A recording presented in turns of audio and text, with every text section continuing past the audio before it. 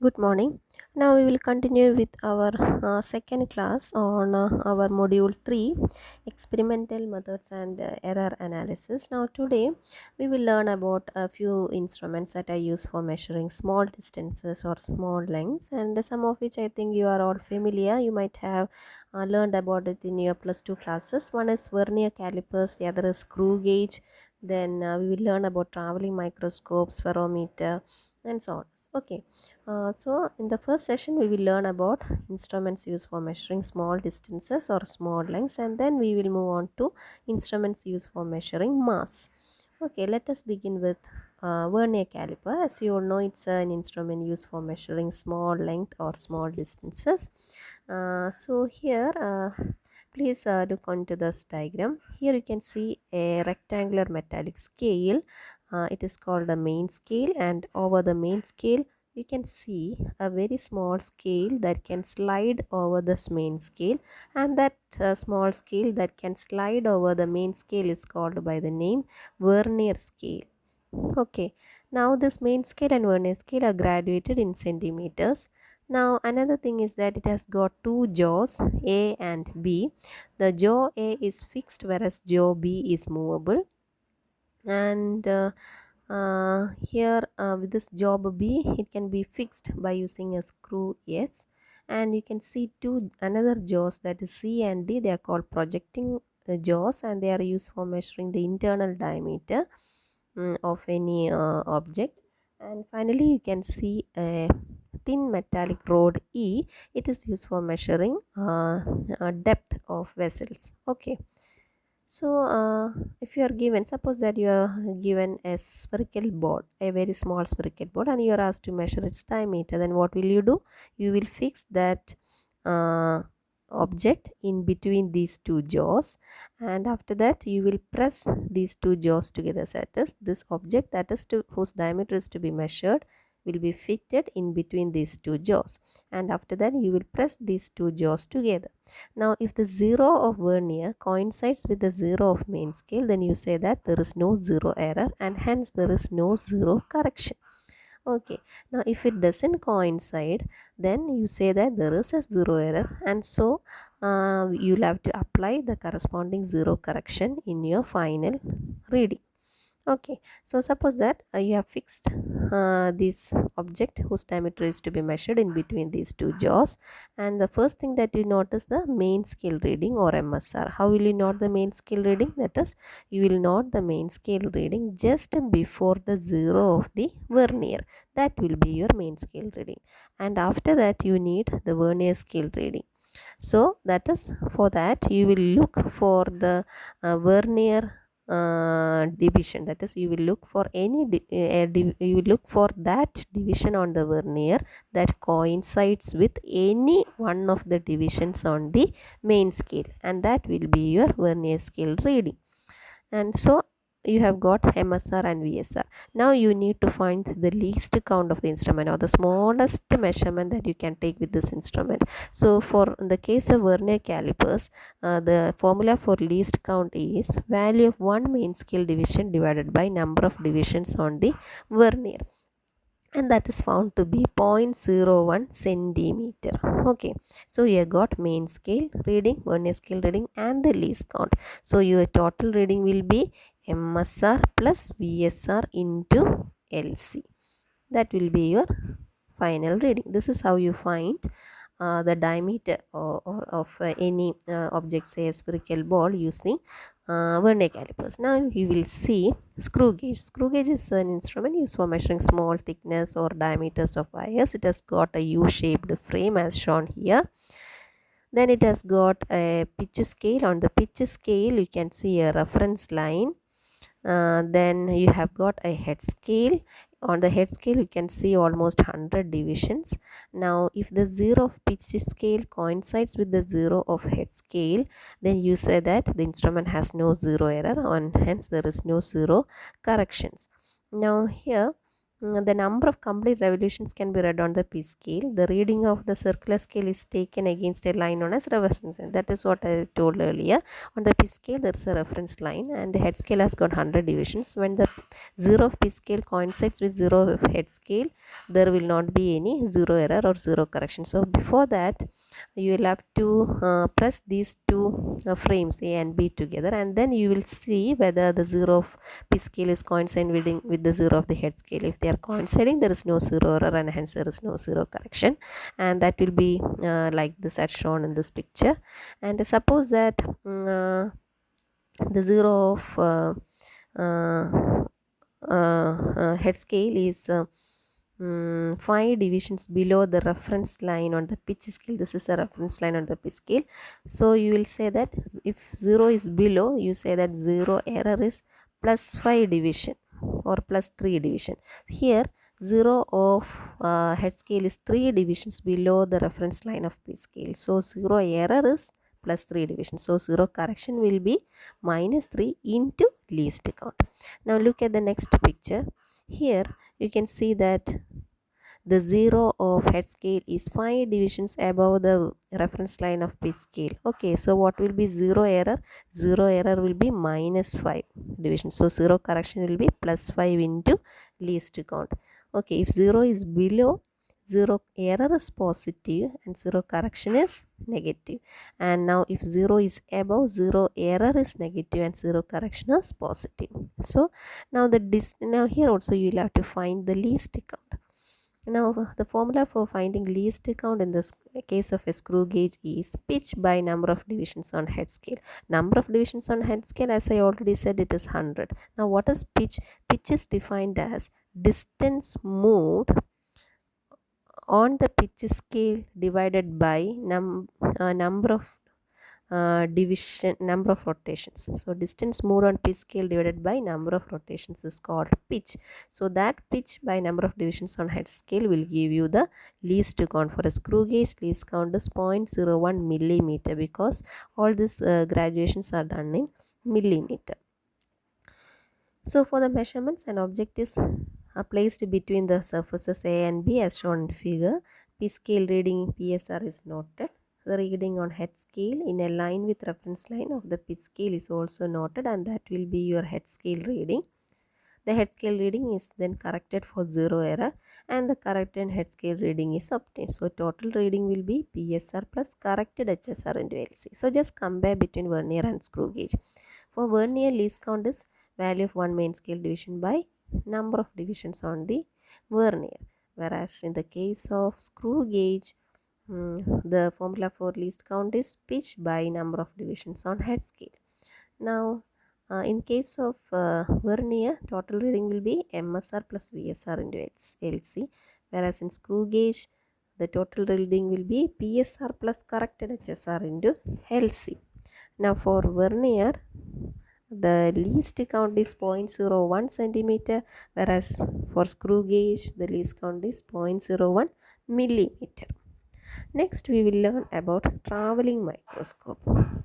Traveling microscope is mainly used to measure small dimensions like diameter of thin wire, diameter of capillary tube, width of interference bands, etc.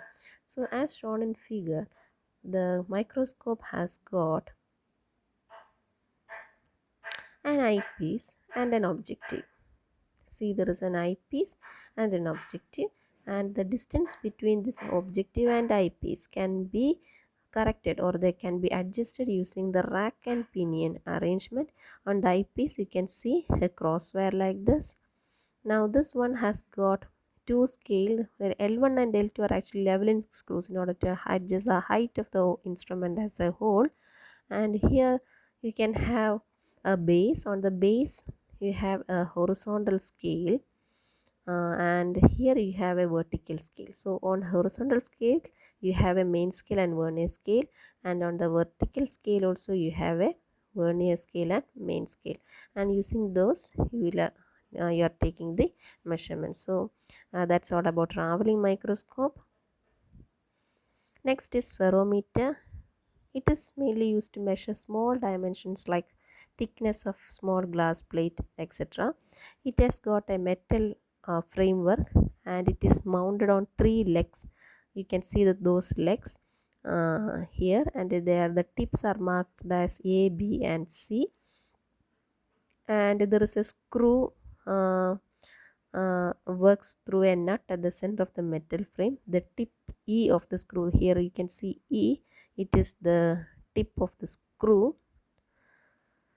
Then at the upper end of the screw you can see a circular disc that is marked as H, and it is called the head scale, and this head scale has got a milled head M on the top.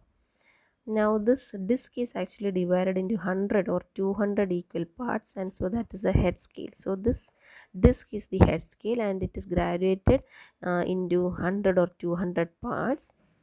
Now then in addition to this head scale, you can see a vertical scale, that is P here, and it is divided into millimeters, and it is attached vertically above one of the legs.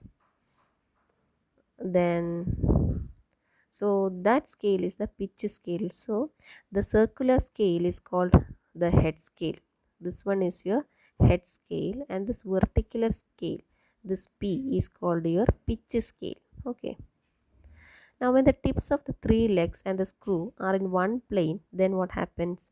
0 of head scale coincides with 0 of pitch scale. Then there will not be any zero error, and hence there will not be any zero correction. Now to find the pitch, here also the formula for finding least count is pitch of the screw divided by number of divisions on head scale. Number of divisions on head scale, it will be either 100 or 200. Okay, now what will be the pitch? So to find pitch, the circular disc is given an even number of rotations, and the distance through which the edge of the disc moves over the vertical scale is noted. That distance divided by number of rotations will give you the pitch. So that pitch divided by number of divisions on head scale will be your least count. Okay. Now the screw tip is raised sufficiently, and suppose that you are given an object whose thickness is to be measured. Then that object is placed between the screw and the plain glass plate. Then the disc is turned until the tip of the screw just touches the surface of object. Once it touches, then you stop rotation, and then you note the pitch scale reading and the head scale reading. Okay, so the total reading will be pitch scale reading plus head scale reading into least count. Now the last session is about measurement of mass.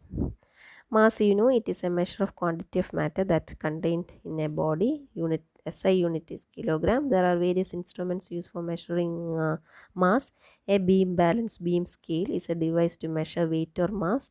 They are also known by the name mass or weight scale, or it is called another name mass or weight balance. Now we will begin with a very familiar one for you. One is that is the physical balance. So to use physical balance, just see the figure. We are have to adjust the leveling screws S1 S2 such that all the lines point vertically downward. Now first what you make sure is that the pointer, that pointer of the balance, it should either be at 0 mark or it should oscillate equally on both sides. If it is not the case, then what happens?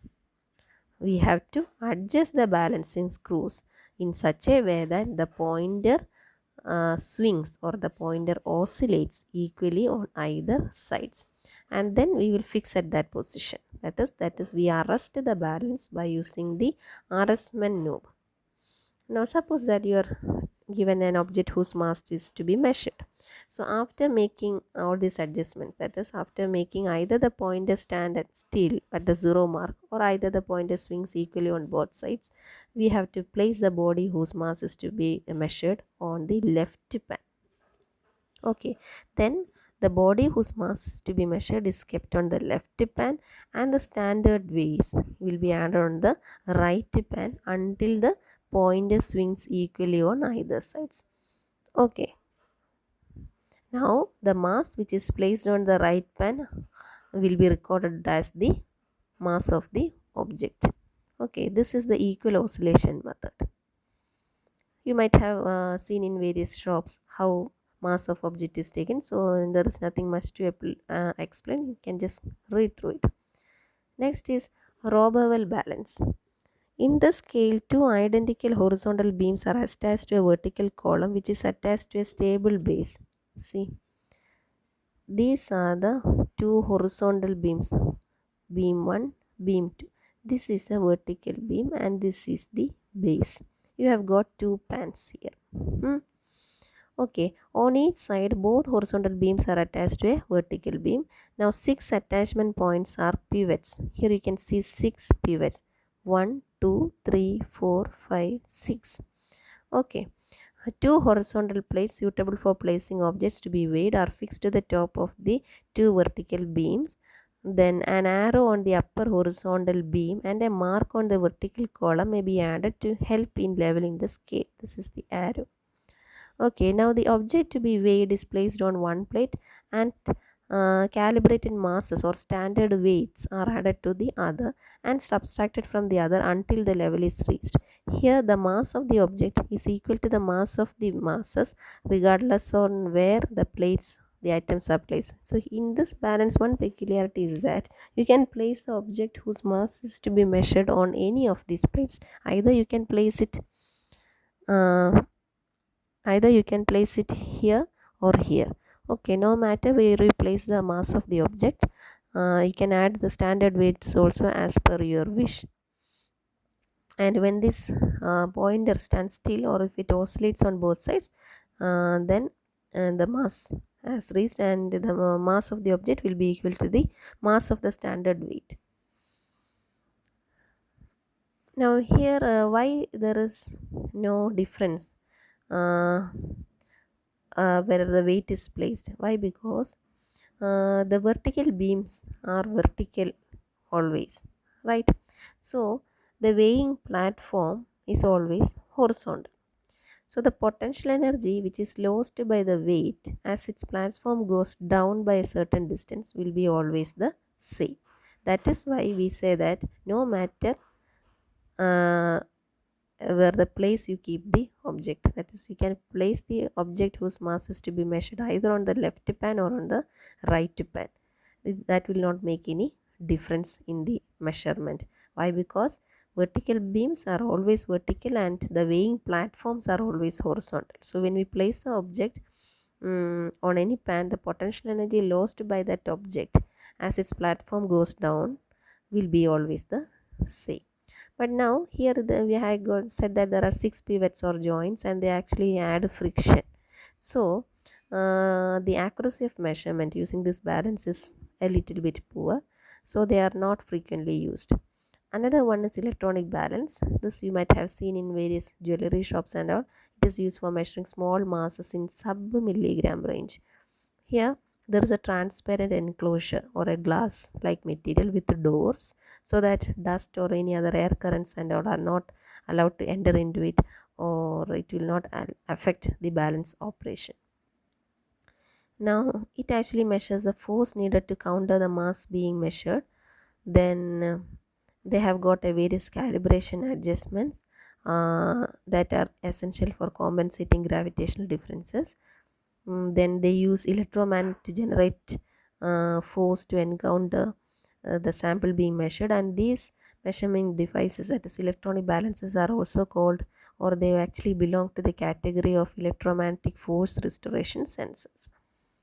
Okay, that's all about measuring devices, that is for measuring mass and also for measuring length. Okay, that's all for today. Thank you for listening. Thank you.